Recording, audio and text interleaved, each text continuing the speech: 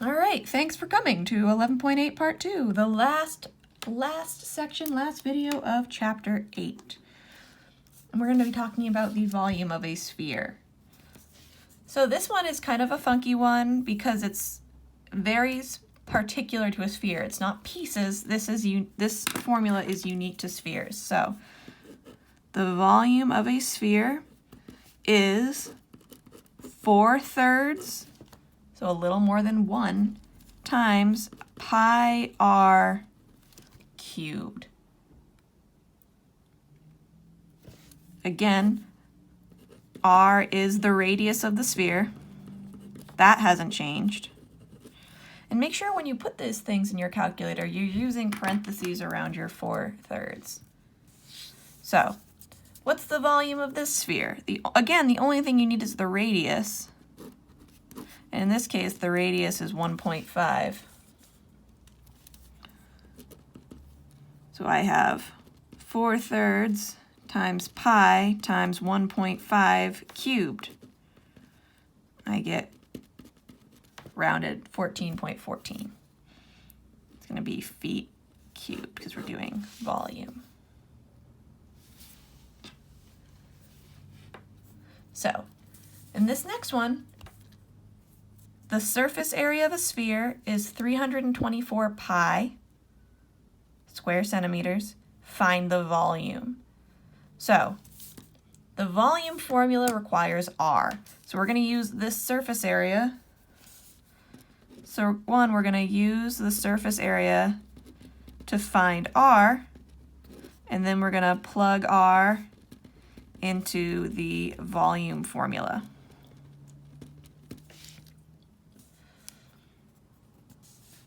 So the surface area formula is 4 pi r squared. Remember, it's that 4 circles kind of knitted together. They gave us the surface area is 324 pi.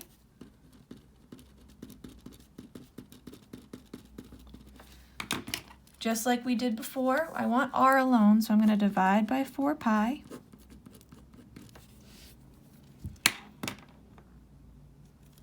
The pi's cancel out. 324 divided by 4 is 81. Take the square root on both sides to get r alone. So r is going to be 9. Remember, we don't want r, I want the volume. So volume is 4/3 pi r cubed. I found r is 9, so in my calculator I do 4/3 times pi times 9 cubed gives me 5343.85 centimeters cubed.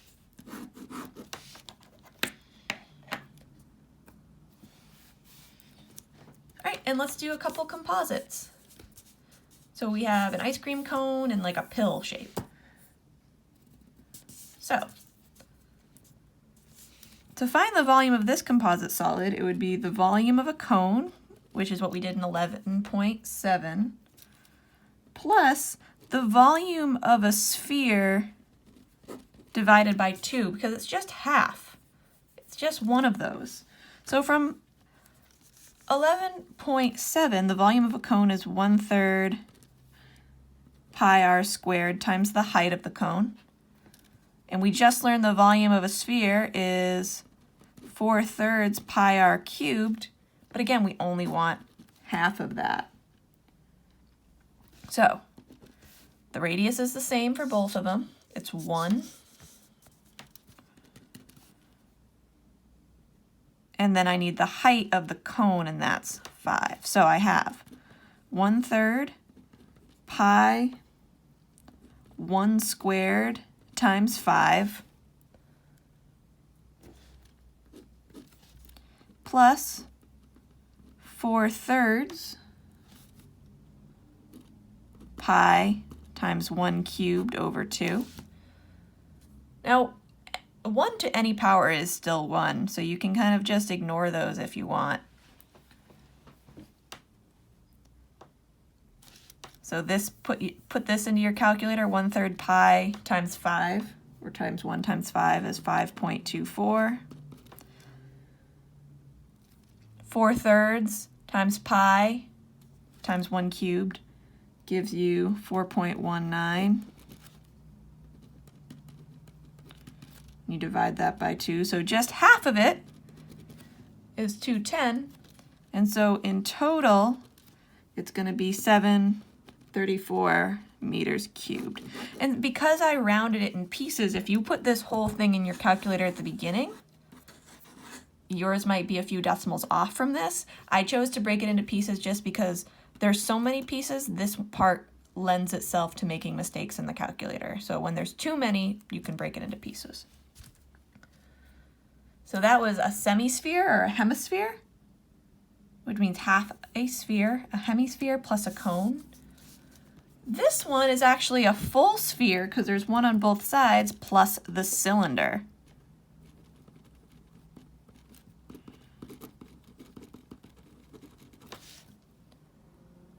So the volume of the sphere, still 4/3 pi r cubed. And then the volume of the cylinder is pi r squared, so that circle, the area of the circle, times the height of the sphere. So what is r?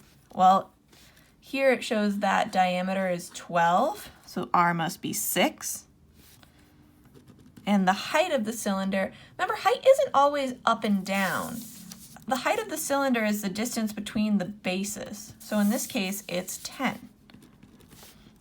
So I have 4/3 pi 6 cubed